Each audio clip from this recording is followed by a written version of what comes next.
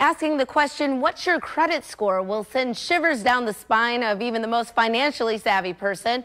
That's because a healthy credit score is vital when it comes to making large purchases or securing loans. Here with more on how to improve your credit score is Amanda Abea. Welcome.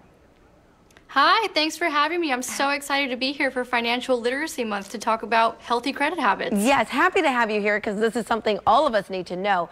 Let's start out with the basics. How can better credit habits help people achieve their overall financial goals?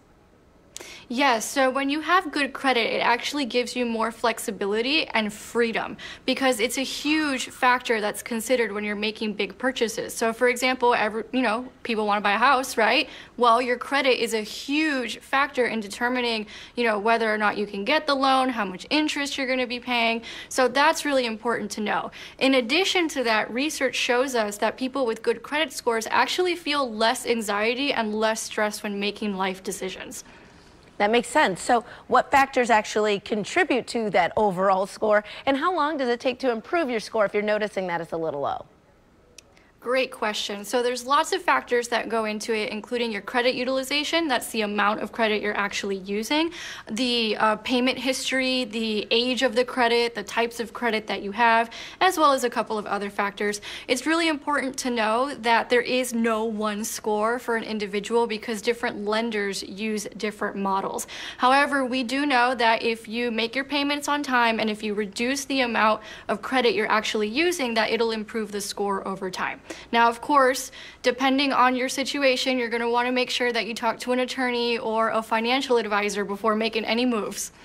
Okay, so what are the benefits of better credit health overall? I mean, you touched on some of them, but it goes beyond just wanting to get a loan.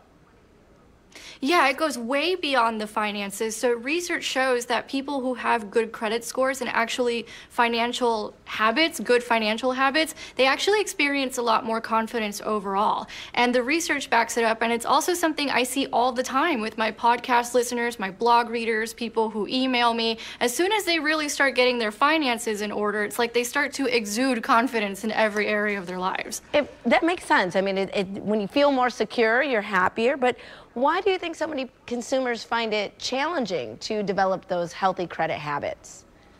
Oh, because it is challenging. And the reason it's challenging is because a lot of the advice out there is very generic, very one size fits all, very here's a silver bullet. There's lots of myths out there. So it can be really confusing because it doesn't take the person's personal situation into account. So when someone starts deciding, okay, I'm going to figure this out, and they go out there and they start researching and looking for information, they're being met with generic advice that may or may not apply to them. So naturally, the confusion and the overwhelm sets in. So is there any new technology that can help people take control of tracking and improving their credit and sort of help them out a little bit?